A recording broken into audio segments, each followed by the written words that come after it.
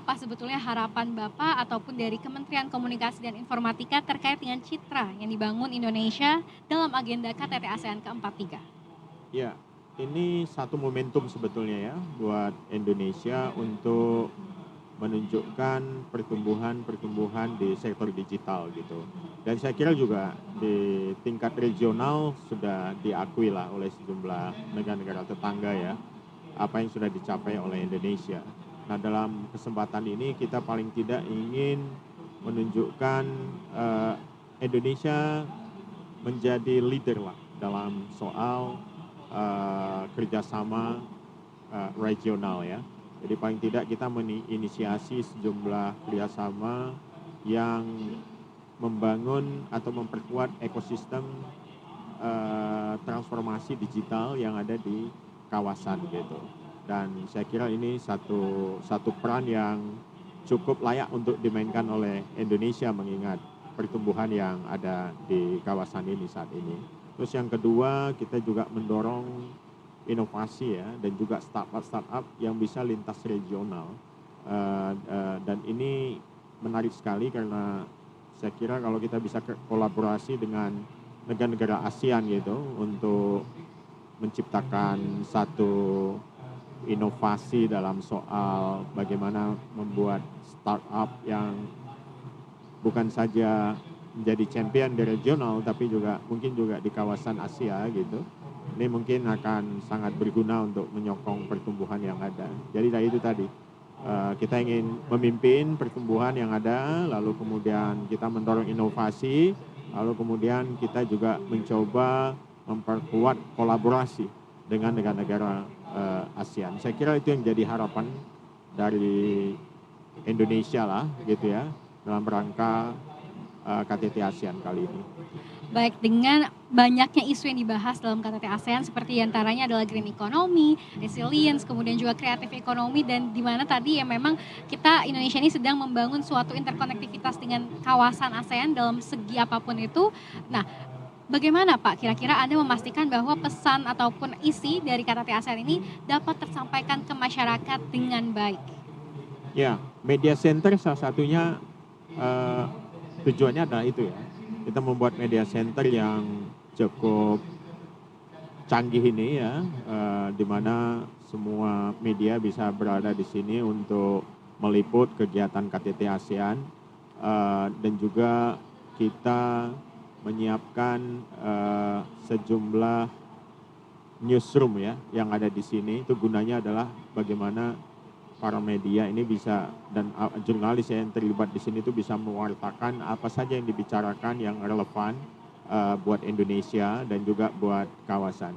Banyak rekan-rekan kita jurnalis internasional yang berada di sini juga selain dari negara ASEAN juga di luar negara ASEAN gitu ya, ada yang dari Jepang juga ada di sini, ada yang dari Amerika dan sejumlah negara yang lain.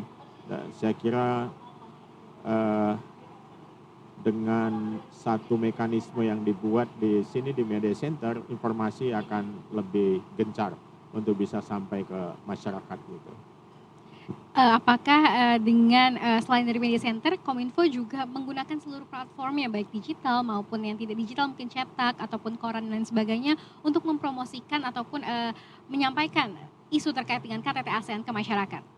Oh iya, tentu saja kita punya banyak mitra strategis juga, termasuk bekerja sama dengan sejumlah media ya, termasuk media mainstream dan juga sosial media. Semua informasi ini bisa diakses multi platform gitu ya. Ada lewat podcast juga ada. Lalu semua informasi juga bisa diakses di ASEANpedia, di mana seluruh pembicaraan, agreement, poin-poin penting dari KTT ASEAN ini bisa diakses di sana gitu.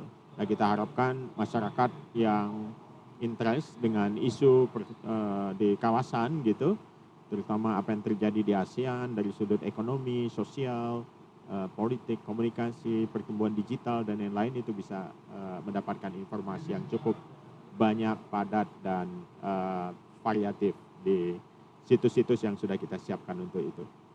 Oke Pak, dari segi dampak sendiri bagaimana sih sebetulnya Kominfo akan mengukur dampak dengan dari adanya upaya komunikasi yang ada di KTT ASEAN ke-43 ini? Oh iya, kita tentu saja melihat dari percakapan yang muncul ya, percakapan sosial yang muncul terkait KTT ASEAN ini, dan kita harapkan juga indeks digital yang apa yang akan terjadi nanti itu juga bisa meningkat seiring dengan kita menggencarkan konektivitas itu tadi. Saya kira ukurannya lebih bagaimana masyarakat bisa terlibat gitu ya, terlibat lewat turunan-turunan dari polisi yang dibuat di KTT ASEAN ini.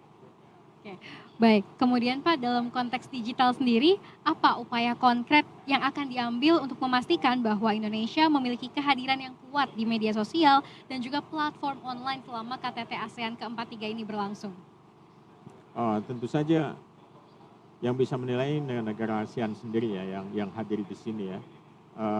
Saya kira kita sudah memberikan yang terbaik di KTT ASEAN ini sendiri, dan sesuai dengan pidato Presiden tadi juga sudah menyebutkan potensi ASEAN ya ke depan, dan tentu saja bagaimana peran Indonesia di dalamnya. Nah, jadi saya kira begitu banyak potensi yang nanti bisa kita garap ya, terutama ini buat generasi muda lah, generasi muda yang sekarang lebih banyak terlibat di dalam ekosistem transformasi digital saat ini. Ya, kita tahu banyak sekali talent ya, talent digital yang muncul. Mereka mendidik dirinya lewat digital juga gitu ya, belajar lewat misalnya mengakses YouTube gitu, belajar lewat internet gitu, belajar lewat video-video tutorial, mengikuti web conference tapi dari jarak jauh gitu ya, dan dengan keahlian-keahlian yang sangat khusus juga, misalnya data science gitu.